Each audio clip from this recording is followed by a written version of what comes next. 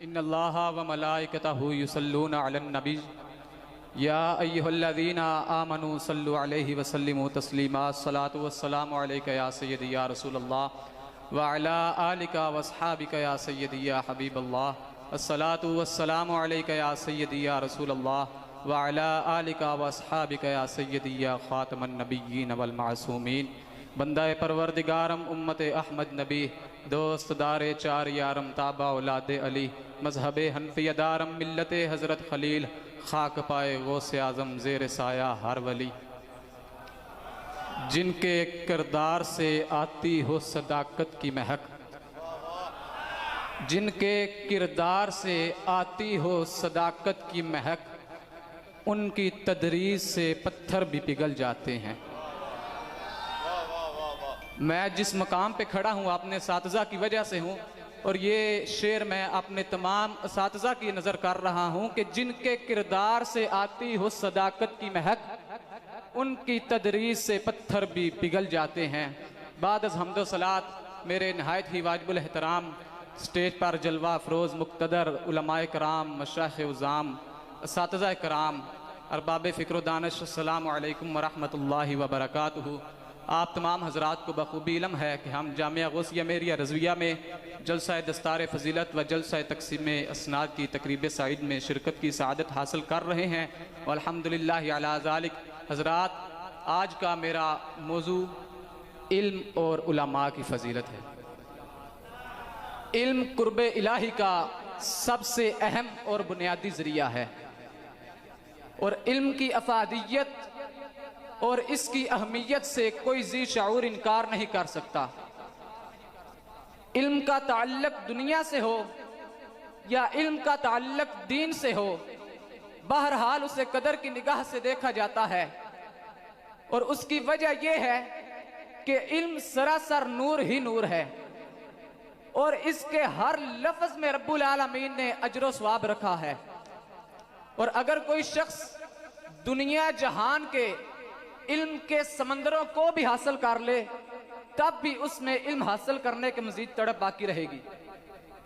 जैसा कि हजूर नबी अकरम सल्लल्लाहु ताला अलैहि वसल्लम को अल्लाह रब्बुल इज्जत ने अव्वलीन व आखरीन, अर्श व फर्श, मा काना व मा यकूनु के अलूम अता फरमाए, लेकिन रब्बुल आलमीन ने कुरान मजीद में इरशाद फरमाया, वकुर रब्बि ज़िदनी इल्मा, ऐ मेरे महबूब आप फरमा दीजिए, ऐ मेरे रब मेरे इल्म में अज़ाफ़ा फरमा।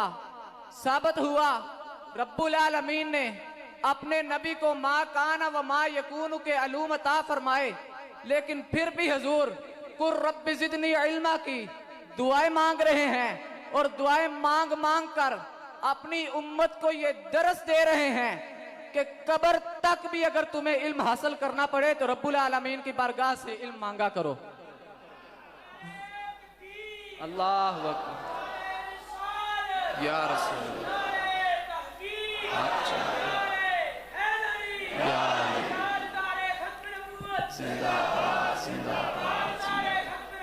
जिंदाबाद जिंदाबाद जिंदाबाद। और कुरान मजीद की इस आयत करीमा से ये वाज़े तौर पर सबूत मिलता है कि इल्म की तलब और इल्म का मांगना एक बेहतरीन अमल है।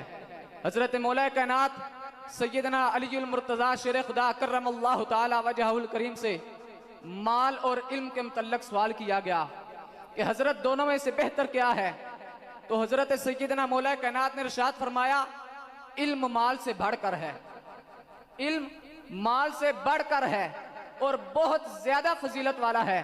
सबसे पहली वजह जो सैयदना मौला कायनात ने इरशाद फरमाई, आपने फरमाया कि माल की बंदे को खुद हिफाजत करनी पड़ती है, माल की बंदे को खुद हिफाजत करनी पड़ती है, जबकि इल्म एक ऐसी लाजवाल दौलत है जो खुद बंदे की हिफाजत करता है।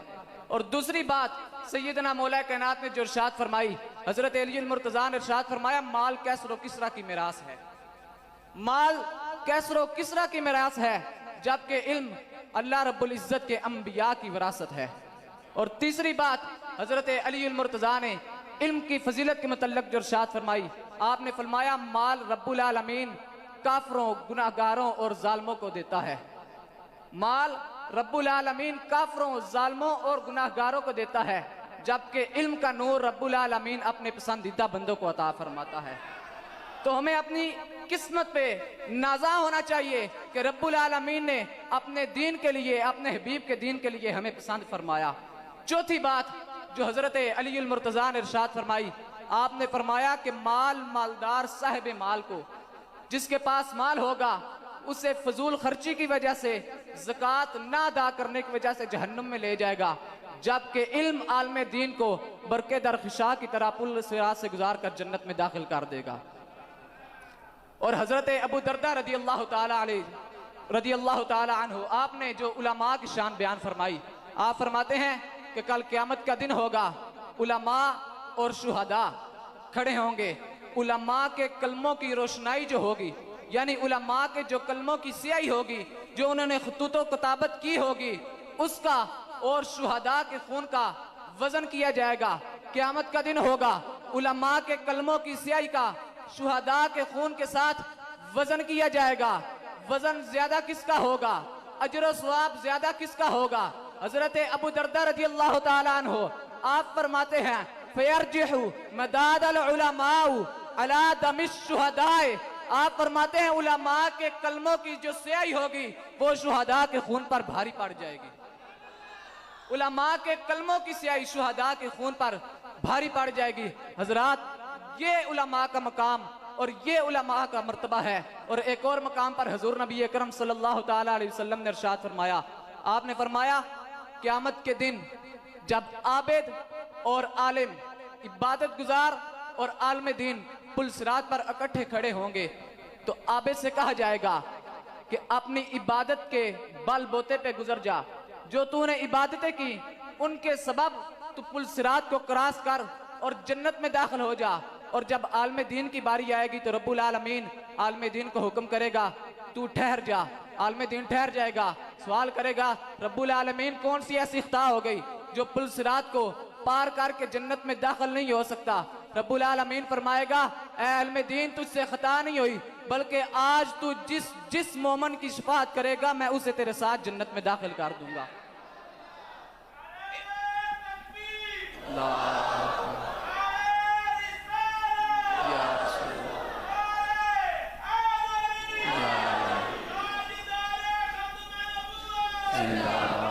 जिंदाबाद जिंदाबाद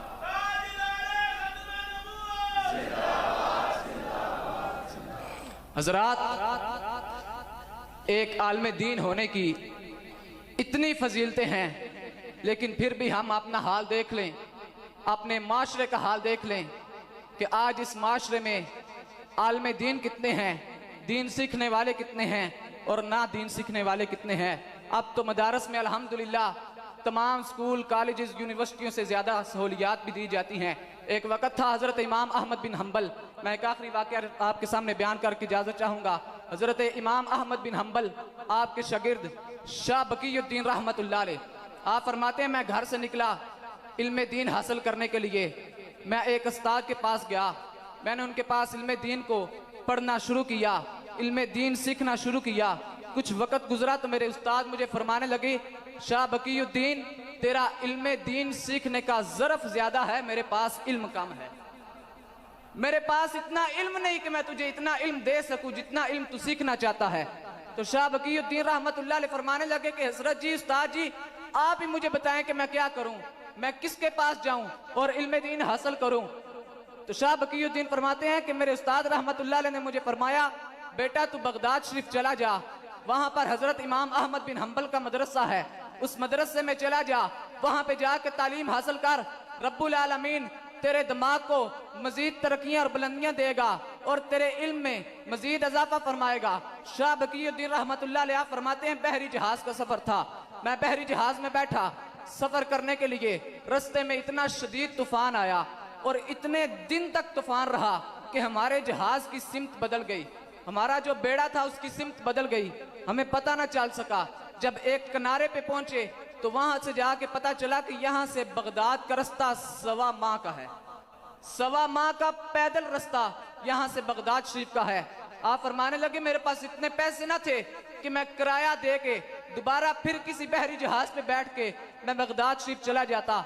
शाह बकीउद्दीन रहमतुल्लाह अलैह फरमाते हैं 1.25 माह मैंने पैदल सफर किया, दरख्तों के पत्ते खा के गुजारा किया।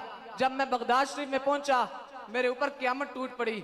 मैंने लोगों से पूछा मैं हजरत इमाम अहमद बिन हंबल के मदरसे में जाना चाहता हूँ, मैं उनसे तालीम हासिल करना चाहता हूँ, मैं दर्स हदीस शरीफ लेना चाहता हूँ।